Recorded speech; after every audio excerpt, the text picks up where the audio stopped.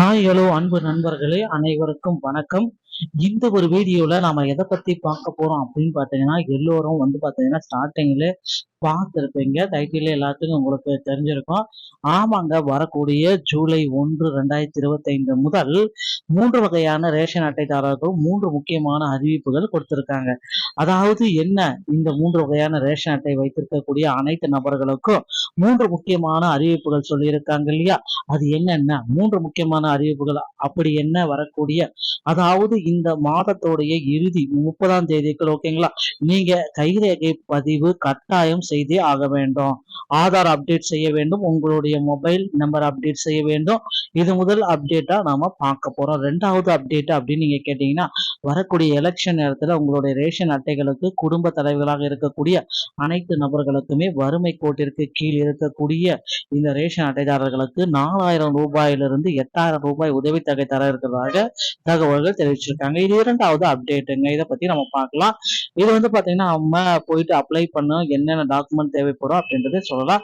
இந்த ஸ்கீம் எப்படி நம்ம பயன்படுத்த இது எல்லோருமே பார்க்க போறோம் 2வது அப்டேட்ல.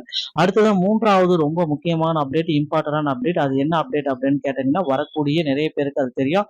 இப்ப பாத்தீங்கன்னா கலைஞர் உரிமை தொகை இது வரைக்கும் கிட்டத்தட்ட 22 மாதங்களாக மாதம் மாதம் தவணையாக 1000 ரூபாய் அவர்களுடைய கணக்குல வரவு வைக்கப்பட்டு வருதுங்க. சோ இப்படி பாத்தீங்கன்னா மாதம் மாதம் இந்த 1000 ரூபாய் கணக்கு வைக்கப்பட்டு வருது. யாருக்கெல்லாம் அடுத்த கட்ட அறிவிப்பை வெளியிட போறாங்க அது குறித்து ஒரு 3வது அப்டேட்டை நம்ம பார்க்கலாங்க. இது ஒரு ரொம்ப மகிழ்ச்சியான செய்தி தகவலா இருந்தாலும், அதாவது 2024 வருஷத்துக்கு முன்னாடியே பாத்தீங்கன்னா கிட்டத்தட்ட 2,16,00,000 பேருக்கு இந்த கலைஞர் உரிமை தொகை விண்ணப்பிச்சிருந்தாங்க.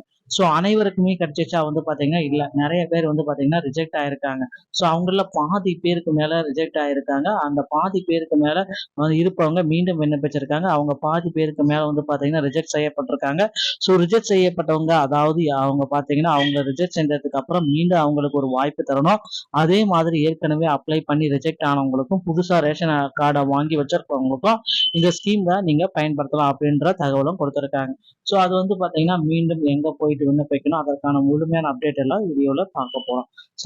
ஸோ கவர்மெண்ட் உடைய தினசரி அப்டேட்கள் அனைத்துமே நமக்கு உடனுக்குடன் கிடைச்சிட்டே இருக்குங்க. ஸோ ரேஷன் அட்டைக்காரர்களுக்கு ஒரு மிகப்பெரிய ஒரு அப்டேட் வந்திருக்கு. நீங்க நம்ம சேனல்ல முதல் முறையா பாக்குறீங்க அப்படின்னா மறக்காம சப்ஸ்கிரைப் பண்ண பெல்ல கிளிக் பண்ணி வச்சுக்கோங்க. கிளிக் பண்ண மட்டும் தான் நோட்டிபிகேஷன் எல்லாமே உங்களுக்கு மொபைல்ல ஈஸியாகவே உடனுக்குடன் வருங்க.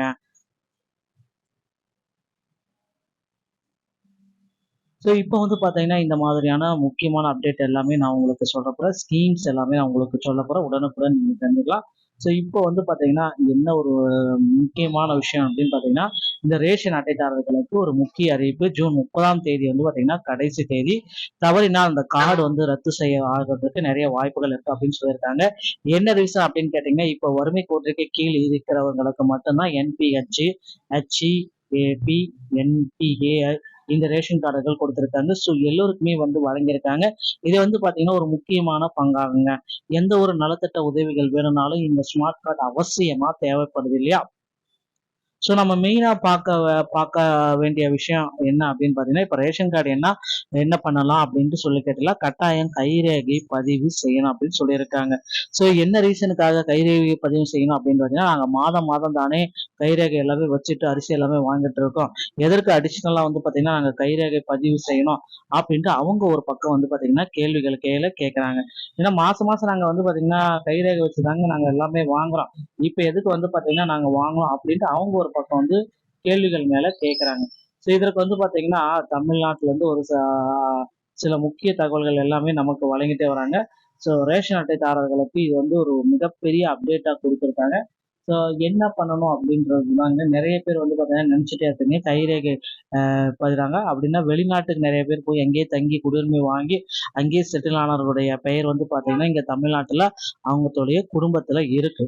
ஸோ அவங்களும் பார்த்தீங்கன்னா சேர்த்து தான் அவங்களுக்காக பார்த்தீங்கன்னா அரிசி, சர்க்கரை, ரேஷன் பொருட்கள் எல்லாமே வாங்கிட்டு இருக்காங்க. ஸோ அவங்க பார்த்தீங்கன்னா ஃபிங்கரை வச்சு தான் ஆகணும். இப்போ வச்சுன்னா அவங்க எப்படி வர முடியும்? இல்லைன்னா அவங்க பேரை பார்த்தீங்கன்னா ரேஷன் கார்டுல இருந்து நீக்கணும். ஸோ இதுக்காக தான் இந்த மாதிரி ஒரு வந்திருக்காங்க. இல்லைன்னா இறந்து போனவர்களுடைய பெயர்களை உடனடியாக நீக்கணும். அது மட்டுமே இல்லாமல் இறந்து போனவர்களுடைய பெயர்கள் பார்த்தீங்கன்னா அவங்களுடைய கார்டுல இருக்கு. அவங்க நீக்கலாமலே அவங்களுக்கும் சேர்த்து அரிசி வாங்கிட்டு இருப்பாங்க. ஸோ தமிழ்நாடு அரசுமே வந்து பார்த்தீங்கன்னா அதுக்கும் போட்டுதாக்கு ஓகேங்களா. ஸோ இது எல்லாமே ஒரு முறைகேடு தான். ஸோ இந்த மாதிரியான முறைகேடு எல்லாமே தவிர்ப்பதற்காக தான் கட்டாயம் ரேஷன் அட்டைகள்ல இருக்கக்கூடிய அதாவது ஸ்மார்ட் கார்டுல எத்தனை பேர் இருக்காங்களோ அவர்கள் அனைவருமே ரேஷன் கடைக்கு சென்று நீங்க கட்டாயம் கைரேகை பதிவு செஞ்சுக்கணும் அப்படின்றத தெளிவா மென்ஷன் பண்ணி சொல்லியிருக்காங்க. ஸோ இது வந்து பாத்தீங்கன்னா ஒரு ரொம்ப ரொம்ப மகிழ்ச்சியான செய்தி, மகிழ்ச்சிகரமான தகவல் கூட நம்ம அப்படின்றத சொல்லலாம். அடுத்ததா நீங்க கைரேகை பதிவு செஞ்ச உடனே உங்களுக்கு ஆதாரோடைய அப்டேட்டுமே செஞ்சிருவாங்க ஓகேங்களா. ஆதார் நம்பருமே நீங்க அப்டேட் செஞ்சிடணும். அது ஆதார் நம்பர் அப்டேட் எதற்காக செய்யணும் அப்படின்னு கேட்டீங்கன்னா, நான் இந்த இடத்துல தான் இருக்கேன். ஸோ என்னோட ஐடென்டிஃபை ப்ரூஃப்காக ஆதார் நம்பரையும் நீங்க அப்டேட் பண்ணிக்கோங்க சரிங்களா. அடுத்ததா வந்து பாத்தீங்கன்னா உங்களுடைய மொபைல் நம்பரும் அதை விட ரொம்ப முக்கியமானது, ரொம்ப ரொம்ப இம்பார்ட்டன்டானது உங்களுடைய மொபைல் நம்பரை இணைச்சிடணும். எதற்காக அப்படின்னு கேட்டீங்கன்னா உங்களுடைய ஸ்மார்ட் கார்டு நீங்க என்பிஹெச் அந்த கார்டு வச்சிருக்கலாம், இல்ல பிஏஜி ஸோ இந்த மாதிரி கார்டு எல்லாமே வச்சிருந்தீங்கன்னா உங்களுக்கு வந்து பாத்தீங்கன்னா தமிழக அரசுடைய நலத்திட்டங்கள் எல்லாமே உடனடியாக கிடைக்கிறதுக்கு இது ரொம்ப ரொம்ப இம்பார்ட்டன்ட் ஓகேங்களா.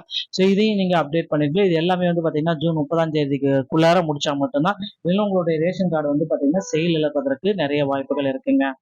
ரெண்டாவது அப்டேட் வந்து பாத்தீங்கன்னா வறுமை கோட்டிற்கு கீழே இருக்காங்க இல்லையா.